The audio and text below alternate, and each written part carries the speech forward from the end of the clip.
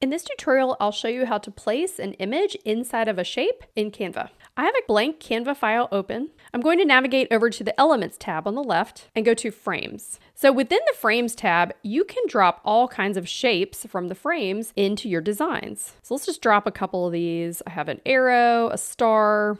We even have letters here. And let's see if we search for one, what happens. Cloud frame. Okay, lots of cloud frames just appeared. So let's just drag one of these into our design as well. So let me go to my recent uploads. All you have to do is drag and drop images directly into these frames that you created. Now, if you want to reposition an image, all you have to do is double click and you just move it around like this. And you can also change the crop by increasing the size or decreasing the size. And click done. And if you want to remove the image from the frame, double click on the image and then you can just hit the delete key and it will take that image out of the frame. So that's how you can place an image into any shape within Canva. If you like this video, hit the thumbs up and leave a comment below and subscribe to Crye Studio for more graphic design and Canva tutorials. Thanks so much.